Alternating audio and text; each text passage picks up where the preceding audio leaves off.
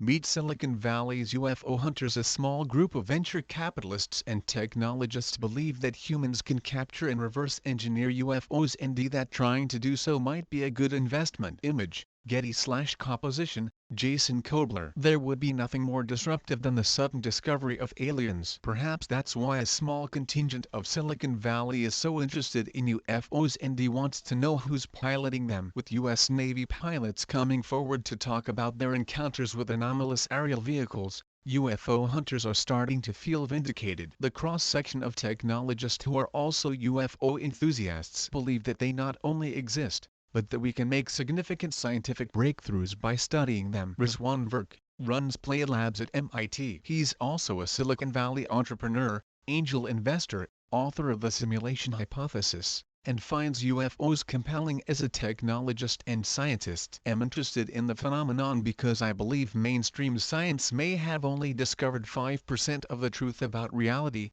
and the other 95% is still out there, he said in an interview. Burke said that studying UFOs, whether they are real or not, have challenged his ideas of what he believes is possible. This phenomenon seems to be about advanced technology that doesn't always fit into our current model of what is technology and what isn't, he said. Any technologists use their intuition to find new technology ideas and decide which paths to pursue, he added. There's overlap between the idea of trusting your intuition and what happens in UFO research. Burke admitted that the UFO crowd is fairly small in Silicon Valley, and that the investors and technologists who are interested remain fairly quiet. UFOs, regardless of all the recent press, are still a pretty taboo subject. That being said, it is public knowledge that a wealthy real estate mogul and technopreneur from Utah bought the infamous Skinwalker Ranch from aerospace billionaire Robert Bigelow. For many in the tech world who are also into UFOs, their ufology is an engrossing and obsessive side hustle. Few speak about it publicly,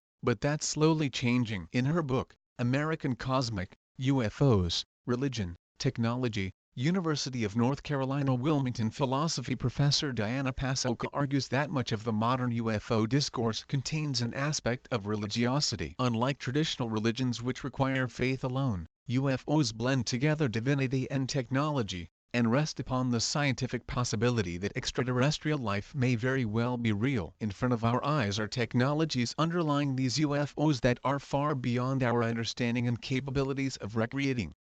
If we pay close attention and reverse these technologies to bring to the masses, we will see a world with interstellar travel at our fingertips. The UFO mythos has always been more than little green men in flying saucers, and has always carried with it a perpetual challenge to established systems of politics, economics and power. And in Silicon Valley, she found people who had taken leaps of faith both for their startups as well as in believing in UFOs. Perhaps the most famous technologist-ufologist is Jacques Vallée, a computer scientist and venture capitalist who worked on ARPANET, which became the basis for the Internet. There are other groups who refrain from mythologizing the UFO, who instead engage with it, to understand its truth. You can find these people in Silicon Valley, she wrote in the book. These are scientists, much like Jacques, who are at the top of their fields and who have produced some of the technologies that have either saved the lives of people you might know or even yourself, or have developed the technologies that you use every day because you own a cell phone. Like Jacques,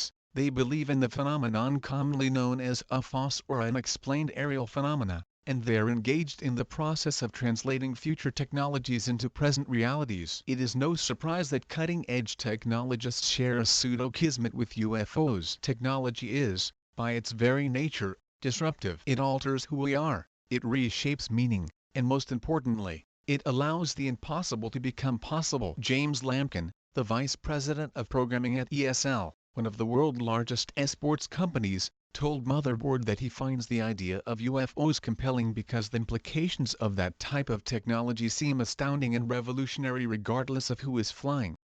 He expressed his frustration that the media is only scratching the surface of this phenomena. Deep Prasad, the CEO of ReactiveQ, a multi-million-dollar quantum computing tech startup based out of Toronto, shares Lampkin's sentiments. As technologists, we seek to master science and engineering in such a way that all of humanity benefits from it, he told Motherboard. In front of our eyes are technologies underlying these UFOs that are far beyond our understanding and capabilities of recreating.